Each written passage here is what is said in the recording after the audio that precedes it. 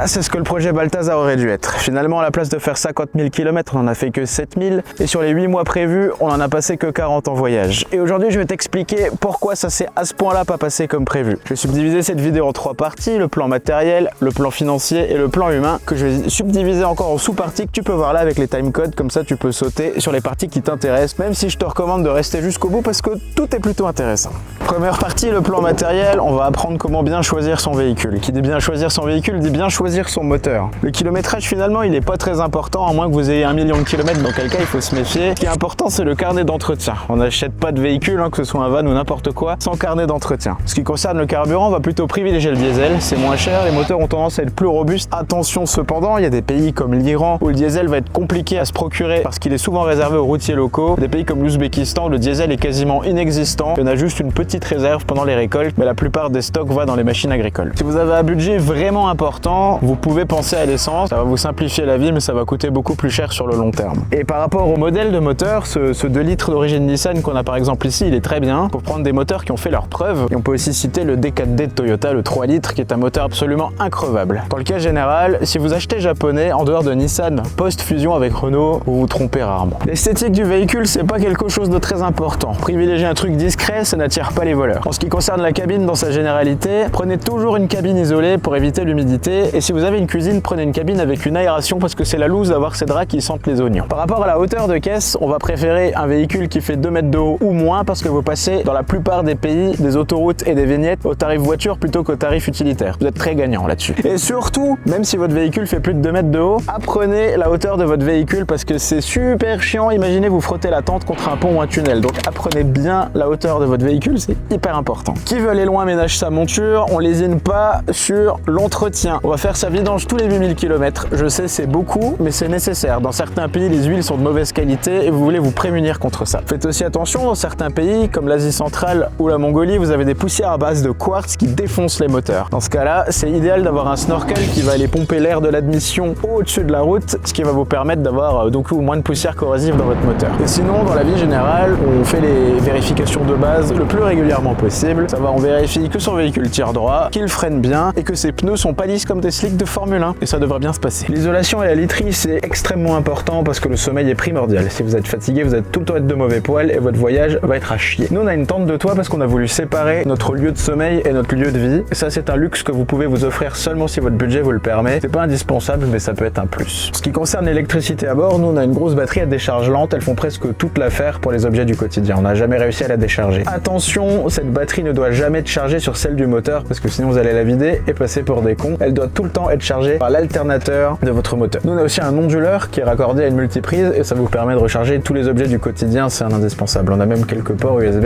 Mais vraiment, ces prises électriques, c'est hyper important. Par rapport à la cuisine, on a une bouteille de gaz qui alimente cette petite gazinière. Attention, si vous avez du gaz dans le véhicule, certains pays vont vous imposer d'avoir un extincteur et on sait jamais, les accidents ça arrive vite. Un extincteur, ça prend pas beaucoup de place. Honnêtement, je sais pas combien ça coûte, alors je suis avec le véhicule. C'est bon à avoir avec soi. Pour la cuisine toujours, on a une glacière à compression d'une 30aine de litres. Ça suffit largement. Si vous avez un frigo plus gros, vous allez entasser de la bouffe et de la bouffe et de la bouffe. Ça va pourrir et ça va un jour puer la mort dans votre cabine et ça, c'est vraiment quelque chose que vous voulez éviter. En ce qui concerne les rangements, je vais étonner personne, il en faut beaucoup, le plus possible. Et ce qui est encore plus important que le nombre de rangements, c'est le nombre de compartiments parce que l'organisation, c'est primordial. On n'a pas de place, on n'a pas envie de s'emmerder. Il faut pouvoir ranger et déranger le plus vite possible, compartimenter vos rangements. Par rapport au système d'eau, ici, on a un réservoir d'eau claire de 40 litres. Ça suffit largement. Si vous en avez un plus gros, vous allez alourdir inutilement votre véhicule et en plus de ça, vous n'allez pas vous servir de toute l'eau. Le fond va finir par pourrir. Une fois de plus, ça va schlinguer dans votre véhicule et ça, vous voulez absolument l'éviter. Notre petit truc important, c'est que par les périodes de grand froid, que vous vous serviez ou non de votre véhicule, pensez à bien tout vidanger parce que le gel peut péter à la fois le réservoir et les tuyaux. Pour les vêtements, c'est très simple. On va avoir maximum 10 ensembles chaussettes, slip, t-shirt. Si vous en avez plus, vous allez être feignant, vous allez laisser pourrir et une fois de plus, ça va faire puer votre cellule. Et croyez pas que je suis obsédé par les odeurs, c'est juste que quand votre van il pue, ça devient invivable. Et si vous avez des vêtements spécifiques pour certaines saisons, comme des shorts pour l'été ou des vêtements très chauds pour l'hiver, si c'est possible pour vous de stocker du matériel sur le toit, mettez-le sur le toit pendant que vous n'en servez pas. Pour la literie, on va prendre une belle couette comme à la maison et nous on avait aussi pris un beau plaid tout doux comme ça. Pour les nuits très froides, prenez un sac de couchage, pas forcément comme celui-là il est trop chaud et de toute façon si vous avez pris une couette et un plaid, vous pouvez empiler les couches. Par rapport à la cuisine, nous on avait pris que 4 services, à savoir 4 assiettes, 4 cuillères, 4 fourchettes, 4 couteaux, 4 verres et 4 tasses parce que ça vous empêche de procrastiner sur la vaisselle et une fois de plus de faire puer la cellule de votre van. Pour la cuisson, on avait juste une casserole et une poêle. On évite bien sûr tous les dispositifs de cuisson électrique, ça consomme beaucoup trop d'électricité. Et n'hésitez pas à vous munir de beaucoup d'épices parce que ça transforme des plats chiants en plats savoureux. Pour l'hygiène, on prend une fois de plus le strict minimum. Un gel douche qui fait les cheveux et le corps, une brosse à dents, son dentifrice, son déo et des lingettes humides. Nous on a la petite douchette ici pour pouvoir se laver quand il fait beau, mais sachez que vous prendrez jamais une vraie douche bien récurrente en dehors d'une vraie douche d'hôtel, à moins que vous ayez un camping-car géant avec une salle de bain complète. La partie assurance, je la tourne au WC parce qu'honnêtement, elle me fait chier, mais malgré tout, on peut pas faire l'impasse dessus. Assurez-vous, tout risque. C'est même pas un conseil, c'est une obligation. Nous, on l'a pas été, je vais rapidement t'expliquer pourquoi. De base, je suis allé voir mon assurance pour avoir une assurance tout risque qui allait couvrir l'intégralité de notre projet. Seulement, ils ont pas voulu parce qu'ils considéraient le dossier comme étant trop dangereux pour nous. En attendant, j'ai décidé de m'assurer au tiers, le temps de trouver une police d'assurance qui allait couvrir l'intégralité de mon projet. J'en ai pas trouvé, mais j'ai quand même relu ma police d'assurance au tiers et je me suis rendu compte qu'il m'assurait dans l'intégralité de l'Union européenne. Donc je me suis dit, ça va aller parce que de toute façon, plus tard en Géorgie, on allait devoir contracter une assurance locale parce que c'est la loi. Donc on serait couvert d'une façon ou d'une autre. Si t'as vu la dernière vidéo à Athènes où on s'est fait cambrioler, tu te doutes bien qu'on a fait une grosse erreur et ça c'est une grosse erreur que je ne reproduirai jamais. Jamais. Dans ces assurances tout risque, vous pouvez aussi signer une police qui va couvrir les vols. Dans notre cas, ils nous auraient remboursé quasiment la totalité de la valeur de ce qui nous a été volé, donc on aurait subi une fin bien moins dramatique de notre projet. On l'a pas fait, on aurait vraiment dû, c'est un énorme regret qu'il me reste vis-à-vis de ce voyage. Si vous avez du matériel lourd comme nous, au-delà de l'assurance, la plupart du temps vous allez devoir le trimballer avec vous pour pas vous le faire piquer. Parce que même si on vous le rembourse, si vous avez plus votre matériel sur place, vous pouvez plus faire de vidéos, de photos, tout ce que vous voulez, ça craint. Et vous allez tout devoir à chaque fois mettre dans votre sac à dos et ça va vite devenir encombrant, lourd et pénible. Dans ce cas-là, moi je vous recommanderais plutôt de dormir en hôtel et de prendre les transports en commun. Vous allez avoir un petit peu moins de souplesse dans vos déplacements, c'est certain, mais vous allez avoir beaucoup plus de tranquillité d'esprit vis-à-vis de vos appareils photos, vidéos, de tout ce qui coûte cher dans votre pactage. Nous à Sarajevo par exemple, on laissait la majeure partie de notre matériel dans le van, et ben on s'est pas fait voler et je pense qu'on a surtout eu de la chance. Et dans ce cas de figure, j'ai plus envie de jouer avec la chance, le jeu n'en vaut pas la chandelle. Et pour ce qui s'agit des assurances personnelles, en cas de bobos, de blessures, de maladies, qui nécessitent un rapatriement, prenez une assurance personnelle, ça coûte pas cher, moi je paye moins de 100 € par an pour ça. Et aussi, relisez bien les polices d'assurance de vos cartes bleues parce que bien souvent, ces assurances vous garantissent le rapatriement en cas de problème qu'il exige et elle va probablement aussi payer vos frais de santé dans les pays où ça vous arrivera. La partie assurance, elle est un peu à mi-chemin entre le plan matériel et le plan financier. Ça va me permettre de transitionner de manière élégante vers le bilan financier, justement. Avant ça, j'aimerais vous parler 2 minutes des moyens de paiement. Donc moi, je vous recommande d'avoir toujours au moins 2 cartes de crédit que vous n'allez pas stocker au même endroit dans vos affaires. Comme ça, en cas de perte ou de vol, vous vous retrouvez pas sans rien. Parmi vos 2 cartes, vous allez probablement avoir votre carte bancaire qui va avec votre compte principal et vous allez pouvoir rajouter une carte comme Boursorama, Fortuné ou Revolut qui va vous permettre de retirer sans frais à l'étranger. Ça veut pas dire que les banques à l'étranger ne peuvent pas vous prendre de commission, mais ces banques-là au moins ne vous prennent pas de commission en France. Et parmi ces 2 cartes bancaires, il faut qu'au moins une des 2 soit une carte de crédit parce que bien souvent les cartes qui sont uniquement de débit ne permettent pas de payer de caution si vous louez une voiture, un appartement ou quelque chose comme ça. Maintenant, on va rentrer dans le vif du sujet, l'achat du véhicule. Pour bien acheter son véhicule, il faut l'acheter aux bonnes périodes. Pour un van de voyage, l'idéal c'est de l'acheter en été parce que c'est vraiment pas la période pendant laquelle les gens achètent ce genre de véhicule, contrairement aux autres. Et pour la revente, c'est l'inverse, on va essayer de le vendre au bon moment, au moment où le marché est haut, parce que juste derrière peuvent venir les beaux jours, et c'est à ce moment-là que les gens vont vouloir partir. Question chiffre, notre van, on l'a payé 10 200 €, il était déjà préaménagé, mais il y avait quand même des travaux à faire pour qu'il soit aussi beau qu'il l'est aujourd'hui, et on l'a payé par chèque de banque, ce qui nous revient à 12 € de frais. Un peu de la douille, quasiment toutes les banques vous feront payer des frais de chèque de banque. Mais c'est un moyen de paiement qui est très sécurisé pour le vendeur, c'est recommandable le jour où vous allez vendre votre van. La galerie de toit et la tente, en tout, on l'a payé 1621 €. Oui, c'est cher, mais c'est du sacré matériel, et franchement dit, ça les vaut. En ce qui concerne les accessoires et la réfection, donc tout ensemble, on en a eu pour un peu plus de 500 €. Je trouve qu'on s'en sort bien, surtout qu'on a un beau véhicule en fin de course. Donc au total, notre van nous a coûté 13 000 € de dépenses pures. Je veux dire, sans compter la main d'œuvre, l'aide, les outils qu'on avait déjà à la maison et compagnie. Donc 13 000 €, estimation basse. Pour l'essence, on a parcouru environ 7000 km et ça nous a coûté 970,35 €. Ça représente environ 13,90 € par 100 km pour une consommation d'entre 7 et 10 litres de gasoil. Pour les péages, on a payé, accrochez-vous bien, c'est beaucoup, 174 € de péage. Dingue. Dont 91 € de vignette en Hongrie, en Slovénie et en Autriche. Pour les parkings, bon, pour la plupart du temps, on se garait dans des endroits où c'était gratuit, on avait de la chance, mais à Athènes, on a dû protéger notre van après s'être fait cambrioler aller. Et pour, il me semble, 4 ou 5 jours, on a payé 62 €. Et pour Athènes, c'est pas très cher. En termes d'assurance, on était à 512 € vu qu'on est resté au tiers, comme je l'ai expliqué plus tôt. Il faut compter entre 8 et 900 € pour une assurance tout risque qui va également protéger votre matériel. Dans notre cas, ça aurait été jusqu'à 11 000 € de remboursement en cas de vol, sous présentation de facture des objets dérobés. Pour les hôtels, on a dépensé 325,25 € à deux pendant 40 jours. C'est peu, hein, c'est vraiment peu, mais c'est clairement peu parlant parce qu'on a été logé pendant 5 jours en Bosnie par Ado et Jana, on a été logé pendant 3 jours gratuitement par notre ami Borna, et on a eu 3 nuits d'hôtel qui ont été payées par l'assurance après le cambriolage à la fin. Ce chiffre, il est vraiment à prendre avec beaucoup de pincettes parce qu'il peut vraiment beaucoup varier. Il est pas très parlant. Moi, je voulais quand même vous en parler par transparence. Qu'est-ce qu'on doit retenir au global de ces dépenses ? Donc pour les 40 jours, on a passé en voyage, on a dépensé environ 15 000 €, dont 13 000 € de van. Donc ça nous fait environ 1 000 € par personne pour 40 jours. Donc autour de 750 € par mois. Une fois de plus, ce chiffre, il est vraiment à relativiser parce qu'il dépend de tellement de choses, il dépend du nombre de kilomètres que vous allez faire, de si le niveau de vie est cher dans les pays où vous allez, de si vous avez des amis qui vont vous loger, de si la météo est dégueulasse et que vous allez passer beaucoup de nuits à l'hôtel. Ça dépend de beaucoup de choses. Pour moi, c'est 750 € par mois, il peut varier du tiers au triple, il faut vraiment pas le prendre comme argent comptant. C'est un chiffre que je donne pour information plus que pour que vous vous basiez dessus pour organiser votre propre séjour. Économiquement, la conclusion, c'est que la van life, c'est pas si peu cher que ça, d'autant plus que nous, on avait un projet dans lequel on avait beaucoup de kilomètres à faire, on allait traverser beaucoup de pays, dont certains étaient grands, comme la Turquie, et c'est pas forcément économique. Si vous le faites à deux, ça peut aller, si vous le faites seul, moi je pense que dormir à l'hôtel et prendre les transports en commun vous reviendra clairement moins cher. Nous, à la base, on voulait faire 50 000 km sur l'intégralité du tour et on avait 8 mois pour les parcourir, ça fait 6 250 km par mois. C'est plus de 200 km par jour et c'est ridicule. Avec le recul, je me demande comment on n'a pas pu voir ça plus clairement, mais force est d'admettre que c'était pas une idée pertinente. Si on avait décidé de seulement visiter les Balkans en profondeur, vous voyez, en piétinant, en visitant chaque petit recoin de chaque pays, là pour le coup on aurait eu un deal beaucoup plus avantageux pour nous deux. Et je pense que c'est ce qu'on aurait dû faire depuis le début. Maintenant, une partie...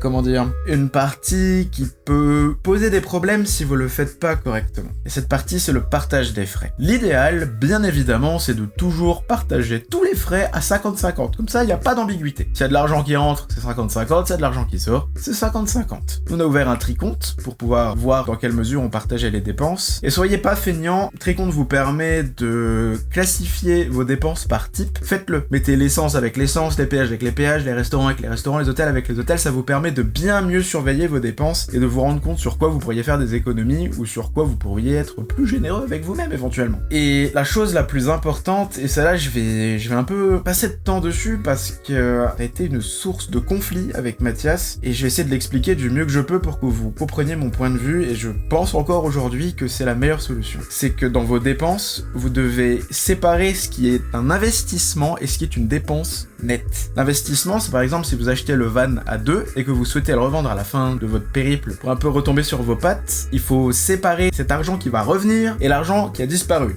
Quand vous allez à l'hôtel, quand vous allez au restaurant, cet argent vous le reverrez jamais. C'est à fond perdu. Le van, le véhicule, ou alors si vous cotisez pour acheter, j'en sais rien moi, un drone, un appareil photo, un ordinateur, ça, si vous comptez le revendre à la fin, mettez-le dans une catégorie à part. Parce que c'est de l'argent qui va revenir et ça fait toute la différence. On va faire un exemple pratique parce que j'ai vraiment envie que ce soit un sujet qui soit compris parce qu'il est vraiment plus important qu'il en a l'air, je vous le promets. Donc imaginons Tom et Jerry, ils veulent partir en vacances et ils achètent un véhicule à 20 000 €. Tom va investir 15 000 €. Il a des meilleures finances que Jerry, donc Jerry va mettre les 5 000 € qui restent. Sujet des dépenses, ils se sont bien organisés, ils ont dépensé chacun 5 000 € pour les restaurants, les hôtels, les péages, l'essence et compagnie. Donc dans le cas où on met tout dans le même sac, Tom au global il aura dépensé 20 000 € et Jerry en aura dépensé 10. Ensuite, pour revenir à l'équilibre, vu qu'ils ont mis toutes leurs dépenses dans le même sac, Jerry va devoir 5 000 € à Tom pour revenir à l'équilibre. Le véhicule est revendu 20 000 €, le même prix que l'achat, c'est plus simple pour l'exemple. Donc Tom va récupérer 15 000 €, ce qu'il a investi, et Jerry va récupérer 5 000 €, ce qu'il a investi aussi, c'est juste. Le bilan, c'est que Tom aura donc dépensé 20 000 € sur l'ensemble du trip, il aura récupéré les 5 000 € que Jerry lui doit, et il aura en plus récupéré les 15 000 € qu'il a investi dans le van, ce qui va lui faire un bilan nul. À la fin, Tom Tom n'aura rien dépensé. Il aura voyagé gratuitement. À l'inverse, Jerry aura dépensé 5000 € de base pour le van, il aura redépensé 5000 € pour les dépenses du quotidien, il aura encore dépensé 5000 € pour rembourser à Tom ce qu'il lui doit, et à la fin il va récupérer 5000 € sur la vente du van. Du coup, Jerry va se retrouver avec moins 10 000 € par rapport à la situation initiale. C'est-à-dire que ça aura coûté quand même vachement cher à Jerry pendant que ça n'aura absolument rien coûté à Tom. Dans le cas de la séparation, c'est beaucoup plus simple. Les dépenses, il y a 5000 € de chaque côté, donc on est à l'équilibre, il n'y a rien à faire. Et lors de la revente du van, Tom va récupérer ses 15 000 € et Jerry va récupérer ses 5000 €. Donc Tom comme Jerry vont tous les deux se retrouver à moins 5000 €, ce qui correspond aux dépenses du quotidien. Et c'est juste, vu que vous allez consommer et vivre la même chose, vous allez aussi dépenser la même chose. Dans ce cas-là, il faut séparer l'investissement de la dépense. Et vous allez voir que ça va être beaucoup plus facile à régler, il n'y aura pas de conflit à la fin. Par contre, problème, qu'est-ce qu'on fait si à la revente, on n'obtient pas le même prix qu'à l'achat? Dans le cas d'une perte, du coup, Tom va perdre plus d'argent que Jerry parce qu'il aura investi plus et donc son prorata se verra plus affecté. Est-ce que c'est juste que Tom perde plus d'argent que Jerry alors qu'il s'est plus mouillé financièrement? À l'inverse, si le van est vendu plus cher qu'à l'achat, est-ce que c'est normal que Tom finalement ait payé moins cher son aventure, voire ait même gagné de l'argent sur son aventure, pendant que Jerry non? C'est une question qu'il faut se poser. C'est à vous de décider comment vous allez faire. Il n'y a pas de bonne manière de le faire, dans l'absolu. La bonne manière, c'est une manière qui va vous satisfaire tous les deux. Donc trouvez un arrangement tout de suite et tenez-vous-y. Et cette question du partage des frais, il faut y répondre absolument avant de partir.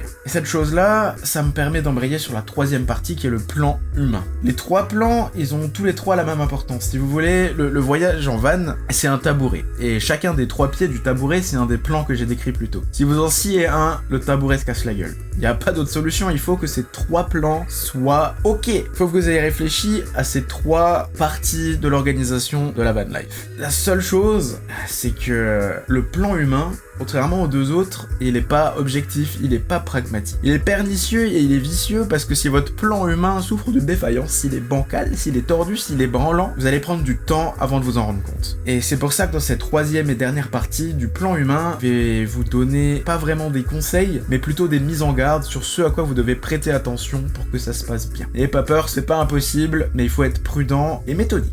Et bienvenue dans cette troisième et dernière partie, le plan humain. On va commencer par les subdivisions prévoyance et engagement. Pour revenir à la question du partage des bénéfices, des investissements et tout ce qui s'ensuit, trouvez un accord avant de partir et couchez-le sur papier. Les écrits restent, les paroles s'envolent et quand viendra le temps de faire les comptes, vous aurez en soi un mode d'emploi qui vous permettra d'agir correctement et de ne pas vous engueuler. Dans l'absolu, il n'y a pas une manière parfaite de régler ces choses-là, mais vous devez trouver une bonne manière et une bonne manière en est une qui convienne aux deux parties. C'est pas plus compliqué que ça. Se lancer en binôme dans une aventure van life, c'est un très gros engagement. Et le fait de mettre les clauses de cet engagement par écrit, le but, c'est pas de pouvoir envoyer votre pote au tribunal à la fin parce qu'il vous a pas rendu 50 € qu'il vous devait. Le but, c'est de vous protéger, vous, et de protéger cette relation qui a conduit à ce qu'aujourd'hui, vous partiez ensemble. On peut faire le parallèle avec un couple qui signe un contrat de mariage. Quand un ménage se dit, on va signer un contrat de mariage, c'est pas pour préparer le divorce. C'est pour se prémunir des choses qu'on ne peut ni contrôler, ni maîtriser. Nous, on l'a pas fait, et quand sont venus les temps difficiles du cambriolage à Athènes, on n'a pas bien réagi, et si on avait eu cet engagement écrit sur papier, on aurait eu comme un mode d'emploi, de comportement, et ça se serait probablement beaucoup mieux déroulé. Ça, après le fait de pas avoir mis le van en sécurité à Athènes, c'est la deuxième chose que je regrette le plus de toutes les erreurs qu'on a commises pendant ce voyage. Tous les problèmes éventuels que vous pouvez rencontrer dans votre voyage, il faut que vous les pensiez et que vous les résolviez avant de partir. Qu'est-ce que vous faites si un de vos parents tombe malade et qu'il faut aller à son chevet en France? Qu'est-ce que vous allez faire si votre van il est volé ou détruit? Qu'est-ce que vous allez faire si l'un des deux membres du binôme a plus envie de voyager et veut rentrer à la maison? Qu'est-ce qu'on fait? Bon, évidemment, il faut pas penser à tous les scénarios catastrophes possibles et imaginables parce que sinon vous allez paniquer, vous allez même pas partir. Au final, il y a que trois cas à considérer. Le cas où tout se passe bien, vous rentrez et il faut clôturer le projet proprement. Le cas où l'un des deux veut partir et le cas où on est forcé de rentrer tous les deux pour un problème qui est en dehors de notre contrôle. Et bordel de merde, mettez-moi tout ça par écrit. Une fois de plus, on n'est pas là pour envoyer son pote au tribunal, on est là pour s'écrire une sorte de mode d'emploi, de marche à suivre en cas de problème. C'est rien d'autre. Et si vous partez seul, la question de l'engagement elle se pose quand même. Donc évidemment vous allez plus avoir de compromis à faire avec votre binôme vu que vous n'avez pas de binôme. Par contre vous allez être seul. En cas de problème, personne viendra vous aider. Vous allez vivre des moments de grande solitude. Faut que vous soyez bien avec vous-même avant de partir. Selon moi, une petite expérience de voyage en solo